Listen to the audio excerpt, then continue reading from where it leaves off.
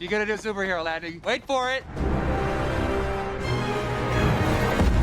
Movies can very easily be predictable. In most blockbuster Hollywood movies, you very quickly get an idea of where the story is going 10 minutes into the film. How many times have you not seen a movie follow this exact plot? Our badass main character gets called up for a highly dangerous mission. Along the way, he meets a sassy, good-looking lady who is definitely never going to have sex with him. But the mission goes wrong, but don't worry, our main character rises up against all the odds and prevails. James Bond, Baywatch, Jurassic World, Top Gun, so many movies follow this exact plot. Don't get me wrong, these movies are great for just pure entertainment value, but they are actually very shallow. In these kinds of movies, the director never really plays with the story elements. For instance, you don't pay attention to the music or the editing or the camera movement in these scenes or these movies because there was put no thought into it. So why would you ever pay attention to it? It just disappears in the background and all you're doing is actually watching pictures moving. But in good movies, the storyteller plays with the different elements and you get a much more engaging story. And today I want to look at how something as simple as the perspective or the narrator of the story can be used to effectively elevate the characters' themes and messages of a movie. In order to get an idea of how important it is to pay attention to the narrative story, let's look at Zack Snyder's movie 300. Madness. This is Sparta! This whole story is told to us as a legend that comes directly from one of the Spartans, Delios. Delios glorifies the Spartan way of life in all its aspects, their profession, warrior culture, and even the baby selection. It's no secret that historically the Spartans were barbaric and not a society to aspire to, but in Delios' version of this story, they are the heroes. However, it's important to notice that Delios is missing an eye. If you look at that symbolically, his version of the story is entirely one-sided. And when you realize this, the entire story begins to make a lot more sense. For instance, just look at the depiction of the Persians as mythical creatures or the unimaginable feats made by merely 300 men. Delios, being an unreliable narrator, is never told to us directly. Zack Snyder instead relies on the viewer to think critically about what is being shown, and that is a level of respect that is rarely seen in modern movies today. The use of an unreliable narrator of 300 showcases the narrator's perspective and can shape our understanding of a story. But this is just one use of an unreliable narrator.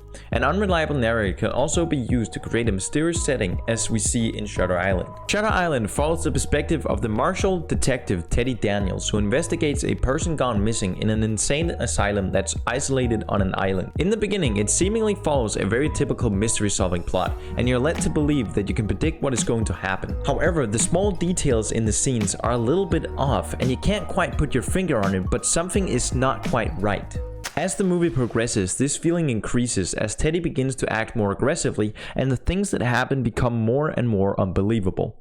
This leaves the viewer with a sense of confusion right until it all clicks in the climax of the movie. Here it's revealed to us that the missing patient Teddy is looking for is actually Teddy himself. Holy shit, that is good. This means that everything we've been told up until this point has come straight from the head of an insane person, meaning you can't trust what you've been shown. And this triggers an instant feeling of rewatch of the movie. And on second viewing, you begin to notice a lot more details as you think to yourself, how the fuck did I not see this coming? I mean, it's so obvious. Even the premise with a person going missing on an isolated island is absurd. And Shutter Island is aware of this and spends time building up Teddy as trustworthy.